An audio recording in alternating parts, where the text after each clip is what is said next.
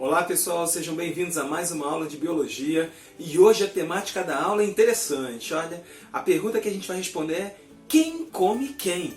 Opa, calma aí, calma aí, calma aí. Quer saber um pouco mais sobre o assunto? Então vem comigo.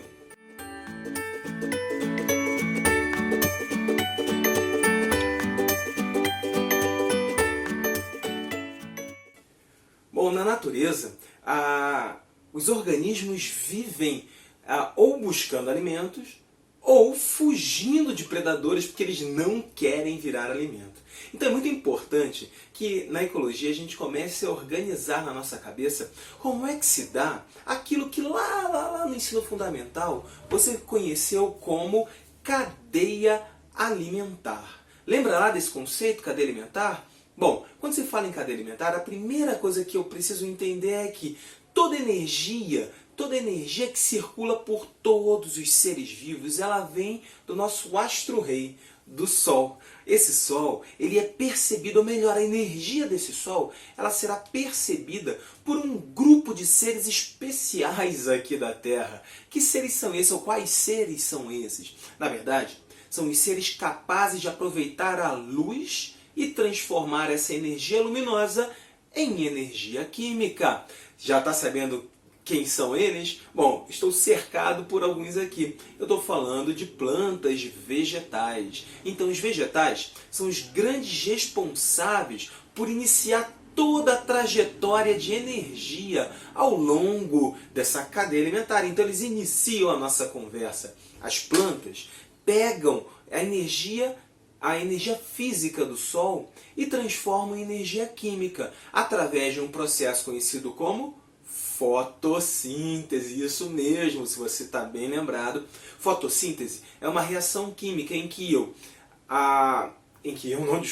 que a planta ela absorve CO2 pelas suas folhas, água pela sua raiz e junto com a energia luminosa ele vai unir essas duas moléculas e formar então glicose. Bom, espera só um pouquinho, porque existem outros organismos também capazes de fazer fotossíntese. Então, são as algas conseguem fazer grande parte da fotossíntese que existe no nosso planetinha. Afinal de contas, eu estou falando de um planeta que em grande parte ele é repleto de água, embora o nosso planetinha chame-se planeta Terra. Correto? Então as algas fazem fotossíntese e um grupo de bactérias também conseguem fazer esse processo tão importante para o início da nossa cadeia alimentar. De forma geral, todos aqueles que conseguem produzir energia, seja a partir da fotossíntese ou por outro mecanismo químico, tal como você conhece a quimiossíntese, eles são chamados de produtores. Mas aqui cabe um parênteses.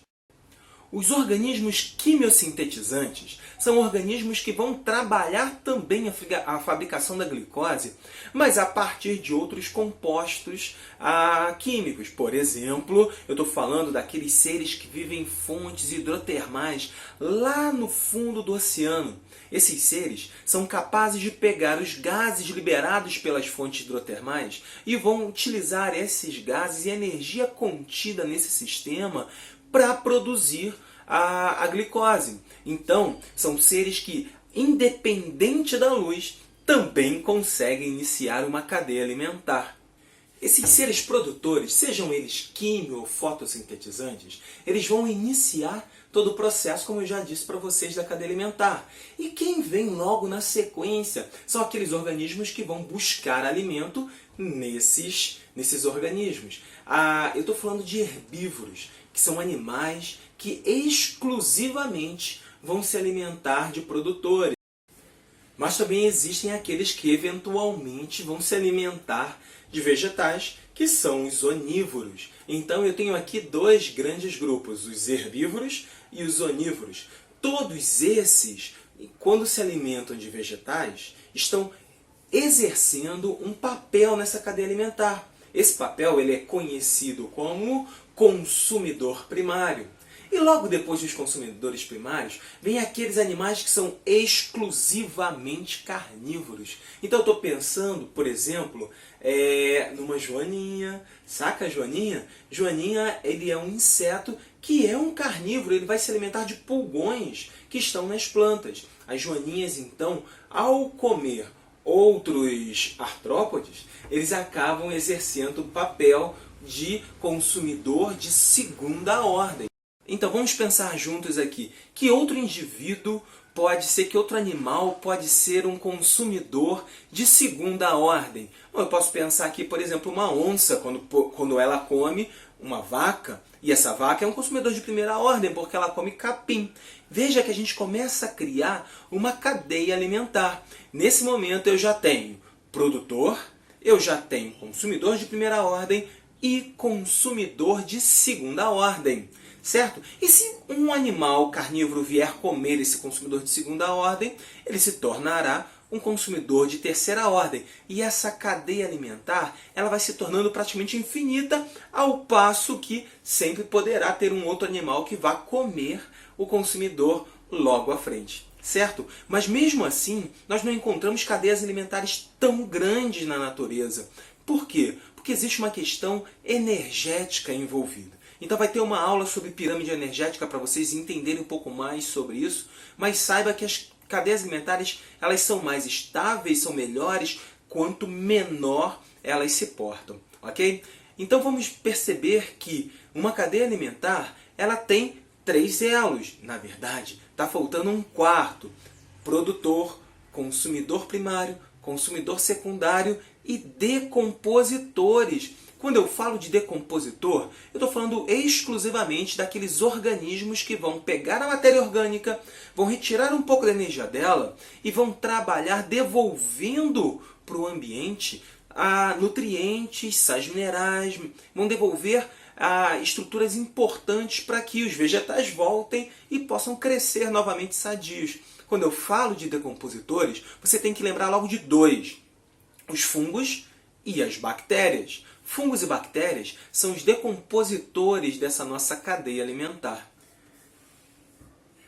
Bem, cadeia alimentar, ela é uma abstração para que a gente consiga entender quais são as sequências, uma sequência linear de organismos que vão estar se relacionando de forma alimentar. Por isso chamamos de cadeia trófica. Trófos quer dizer comer.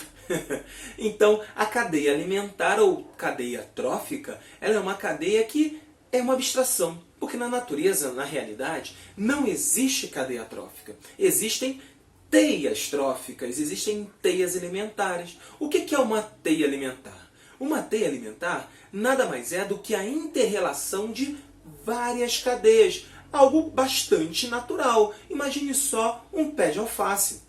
Um pé de alface, ele é considerado como produtor. E quem come esse pé de alface? Você pode pensar em inúmeros animais que podem comer o pé de alface. Desde você, ser humano, estudioso, que está procurando aprender um pouco mais e ficar mais inteligente, até grilos, por exemplo. Então diversos animais podem comer esse pé de alface. E aí, quem come esse grilo? Eu posso pensar em sapos ou pássaros. E quem come esse sapo? Eu posso pensar que uma serpente come esse sapo. E quem come esse pássaro? Sei lá, pode ser de repente um outro pássaro. Eu estou falando aqui de uma águia, pode vir e comer esse passarinho que comeu inicialmente o grilo. E as cadeias começam a se entrelaçar. E ao se entrelaçar, formam uma teia. A teia alimentar tem uma característica bem marcante. Não necessariamente um organismo vai ocupar apenas um elo na cadeia alimentar. Ele pode ser consumidor primário e consumidor secundário. Se, por exemplo, no seu caso, você come um hambúrguer. Se você comer um hambúrguer, você está comendo pão e alface. O pão é feito de trigo, basicamente produtor. A alface também é um produtor. E a carne? A carne é uma carne bovina. E aí, nesse caso, você vai se comportar como consumidor primário quando você come o vegetal envolvido e consumidor secundário quando você come a carne bovina. Então você pode ser um indivíduo chamado de onívoro. Mas, veja só, também há a possibilidade de você se portar como consumidor de segunda ou de terceira ordem, ou segunda e terceira ordem. Preste atenção numa situação. Você pode comer uma carne de vaca, por exemplo, aí você é um consumidor de segunda ordem, e você pode comer uma carne de, sei lá, jacaré.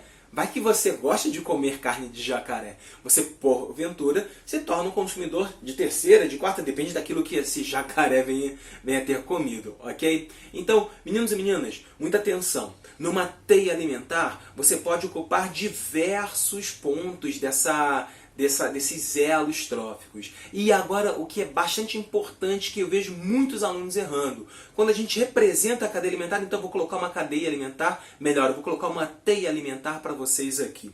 Bom, nessa teia alimentar que vocês estão observando, percebam que há uma seta. Essa seta, ela indica o fluxo de energia, de onde vem a energia e para onde vai essa energia. Então a seta sempre aponta para quem come. Muito cuidado na hora de representar a sua teia, a sua cadeia alimentar, porque sempre você deve representar com a seta apontando para quem é aquele que vai ganhar energia na alimentação, aquele que vai absorver, aquele que come o outro organismo.